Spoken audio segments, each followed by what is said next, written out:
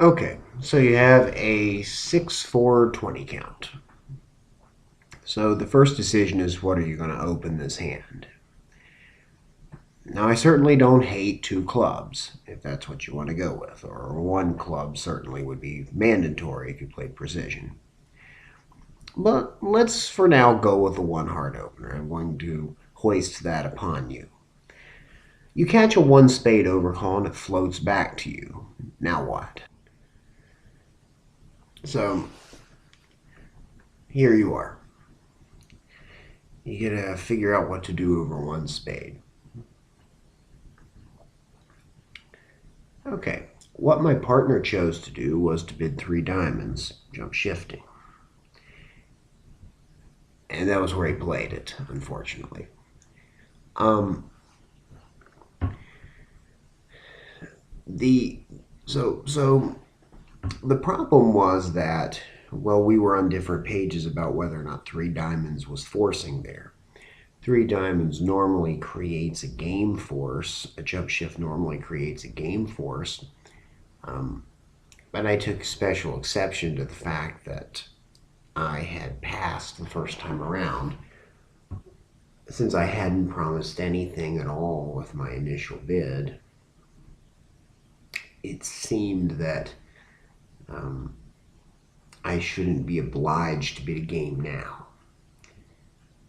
But that's actually not what I want to talk about either. I don't.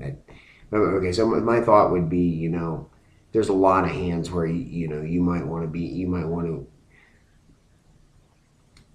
like a reverse wouldn't be forcing after interference. If I didn't bid and they did, like say it went a club by you, a spade pass two diamonds. I mean, I don't think that's forcing. Okay, so I would think this would be the same thing. It's a little bit different when I didn't really promise anything. Okay. If you did, so I can think of plenty of hands where you'd want to try something like that, yeah, naturally, just invitational, um, and you can always bid two spades if you have a hand that you just want to force with. And then if you get three diamonds out of me over two spades, then maybe you can work towards a slam. Though it would take a bit of cards to make a slam, or you can just bid four hearts at that point. Another option is you could just jump to four hearts and just say, you know what, I'm gonna take the pressure off partner and just get it over with and bid four hearts. Um, that's certainly one way. Um,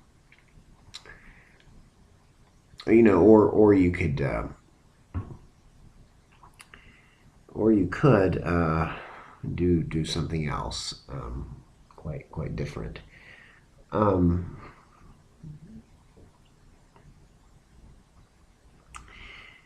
you could did you give any thought to reopening with a double on the hand?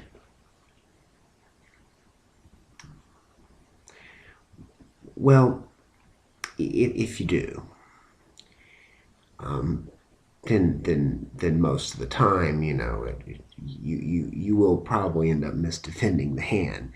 But if you get the defense right, declares gonna take the ace king of spades. That's it.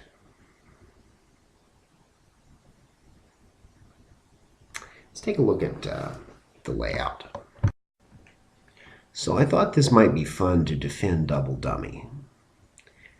So against one spade, let's say I find the lead of a diamond or a club. That'll give you one finesse against dummy at trick one. You cash the ace of hearts and we rough out the king. I now lead the other minor through dummy, and you proceed to cash all your side suit winners in perfect pattern with declares distribution.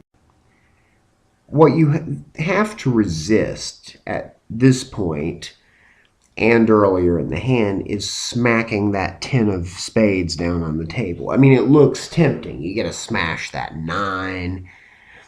You know partner's got some spades.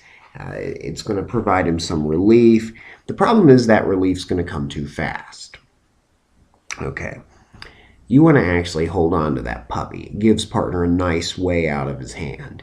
At this point, in the 5-card ending, what you really need to do now is get out of your hand with your last diamond. It's the only card that'll work. You can't play a heart and let Declare ride that around to his 9.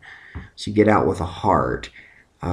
He roughs low, your partner over roughs, and now because you've kept your 10 intact, partner can get out of his hand with a low trump. Declare is now left with no possible way to in-play him. You're probably not going to get all of that right. Okay. Excuse me. It's very early in the morning, but I couldn't sleep, so. First of all, I held the West hand, and I would not have led either minor. And the second I do that, the second I fail to do that, we're not beating at 5. I would have led my stiff heart. I'm going to comment briefly on why. I'm a big believer in leading singletons when you don't have very many trump, because you want to get roughs. And so I'll do it. It's pretty much automatic. I mean, I have a singleton and a 2 or 3 low trump, and an ace, king, queen of a side suit. I'm probably leading the singleton unless I have some good indication there's a reason not to. Okay, so I'm pretty militant about that. Now, when I start to get up to 4 or trump, or 4 trump, now I'm not necessarily looking for roughs anymore. Okay. I mean, it might be if I have 4 small hearts and this guy opens 4 hearts or something. Then yeah, it's not like it's going to be a big. He's just going to draw my trumps the second he gets in, so they're not really going to give him much of a headache. Okay.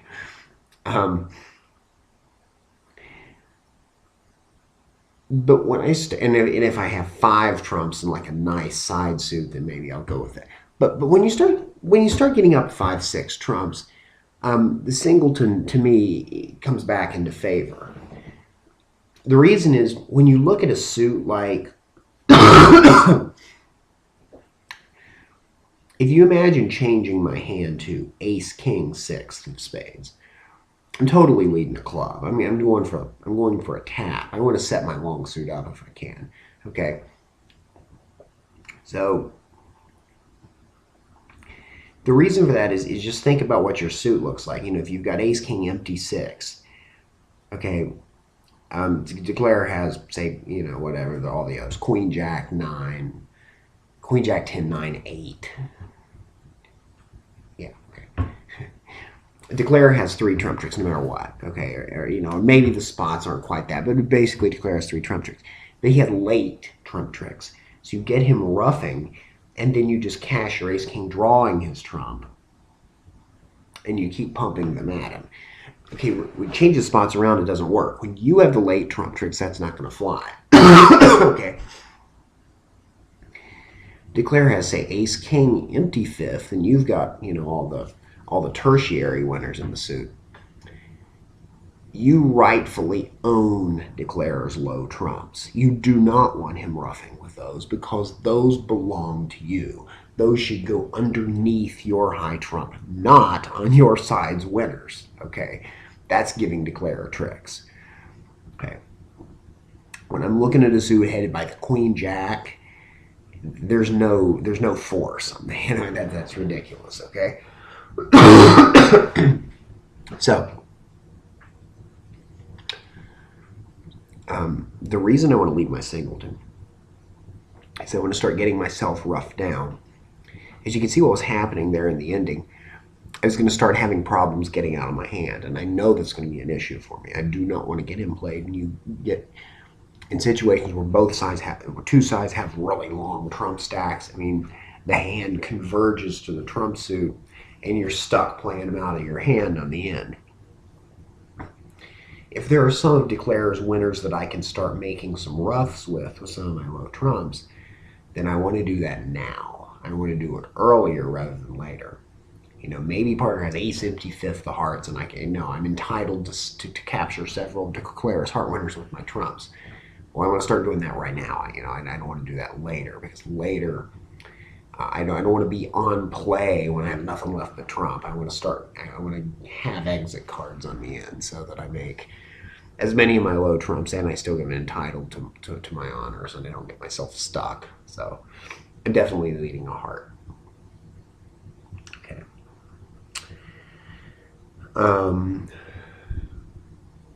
So once I don't do that, we miss one chance to finesse dummy, and we don't get all of our tricks. So. Okay, now let's talk about the bidding. First of all, just take care of my end of it first. If partner reopened with a double and I held that hand with all those spades, I'm passing. I don't care. It's worth so much when it's right to beat them in one spade. Red, two clubs is just such a wimpy bid, especially when partner may not really have clubs and may be intending to do something else thereafter. So I am going to pass. Partner rates to have a good hand, and it's certainly hard to defend against a 6-card trump suit sitting over top of you. So even if the partner doesn't have a great hand, I'm willing to risk this one. So, hey, if they make it, it's not even a game. So, okay, but let's talk about the other hand.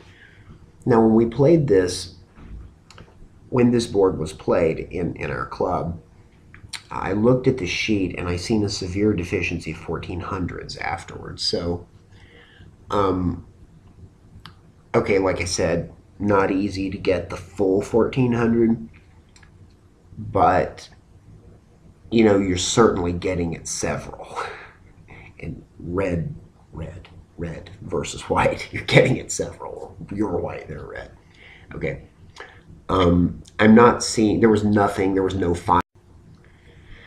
Well, I hit the goddamn stop button accidentally with my finger. Okay. You weren't getting anything better than just making your game in hearts. Okay. Now, so, okay, first of all, like I said, some people open the hand two clubs. You open two clubs, you're on a completely different path. All right, so forgive that. That's fine.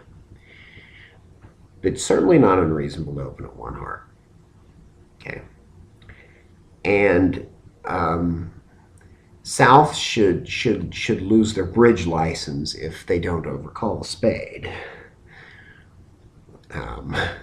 West is definitely passing. North's got nowhere to go. So it's one heart, one spade pass is pretty common. So this is a situation everybody's facing, okay? And admit, this was just a little club game, so it's no, this wasn't, this wasn't like some great world event or something. This is, I'm not talking about some action taken by Team Monaco or whatever. This is just this is a club event, but still okay.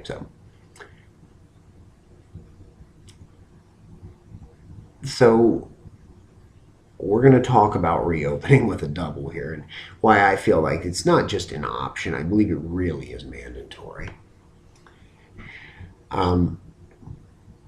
I can think of two objections, so I'll explain them both here. The first objection is, well, what's the chance partner really has this hand, right? I mean, what's the chance of that? What's the chance partner really wants to convert it to penalty? Well, partner's certainly not looking at a lot of high cards. You know that. Um, but partner is. They're looking at some spades. I mean, we go spade, pass, pass, no raise. So,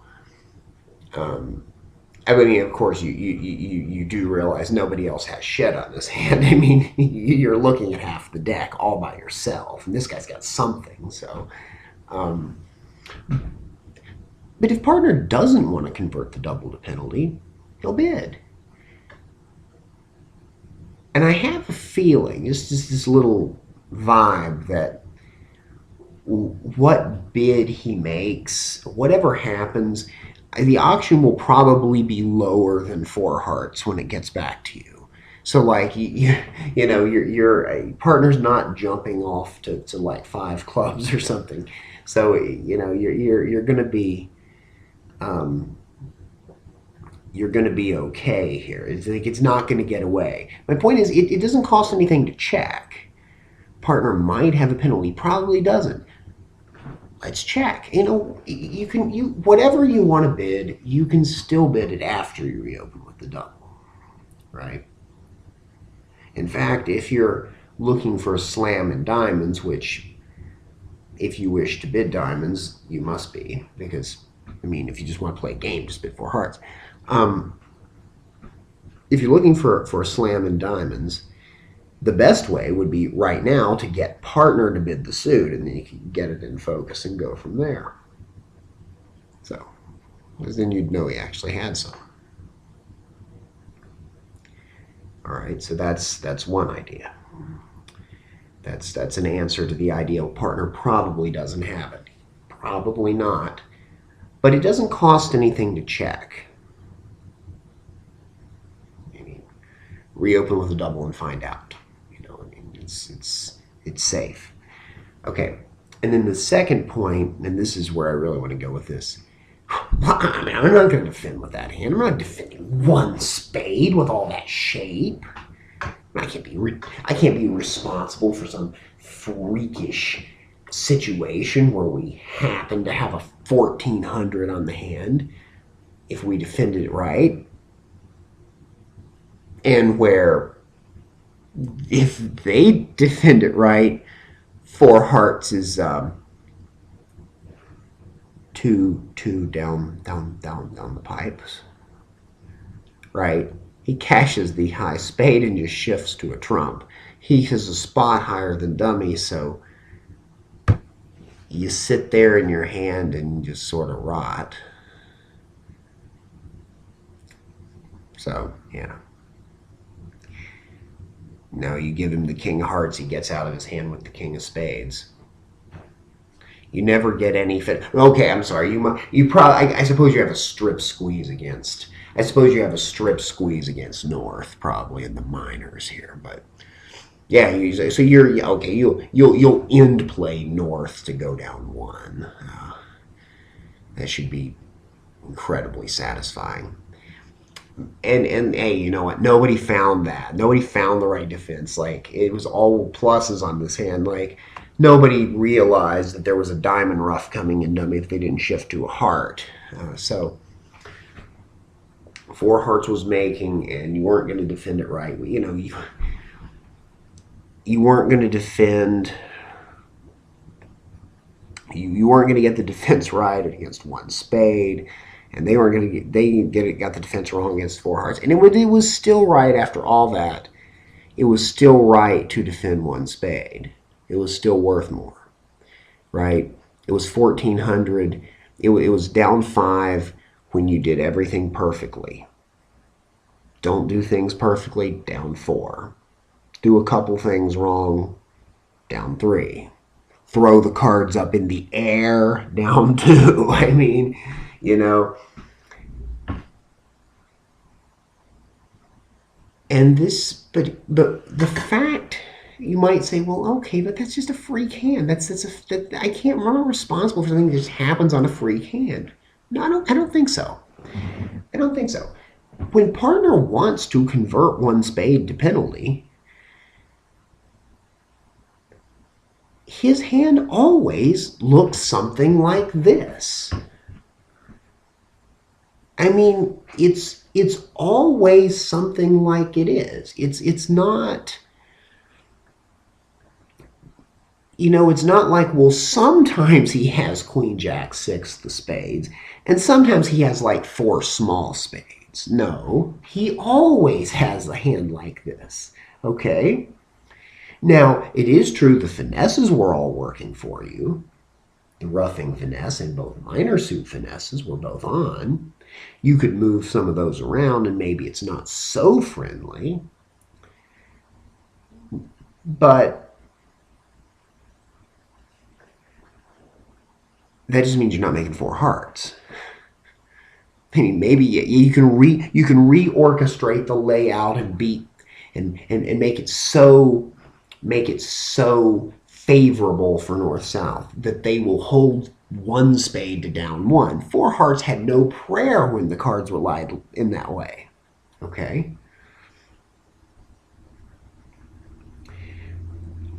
How far removed from a reopening double is your hand? I mean, partner expects, you've already bid your longest suit, and partner expects probably a stiff spade when you reopen. Well, 5 hearts, possibly more, and a stiff spade, that sounds pretty familiar. That looks pretty much like the hand you have, right? And furthermore, what does the law of total tricks say about this hand? The best thing partner's sitting on is a doubleton heart. He's already heard you bid him and he wasn't interested. And he's not going to convert 1 spade double to penalty without 5 of them. I mean, he has a bad hand. So he's not stretching to do this. So let's give partner a doubleton heart and only 5 spades. What's the law of total tricks say about that? They have a 7-card fit. We have an 8-card fit. If we're taking 10 tricks in hearts, if we have 10 tricks, they have 5 tricks. It's a total of 15 trump. 10, subtract 10 from 15, that leaves 5 tricks for them in spades.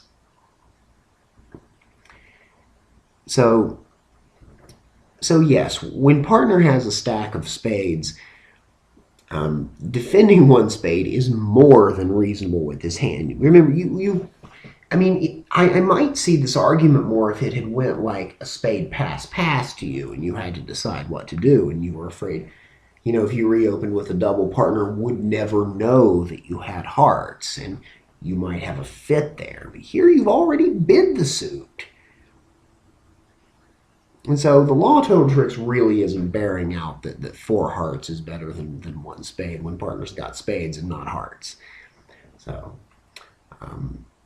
So anyway, that's my case about that hand. You really, I think, have a pretty clear reopening double. Its partner probably will not want to convert it, but if he does, it will not cost anything to find out, and you do not have the wrong hand for it. Your hand has way more defense than partner could have ever dreamed.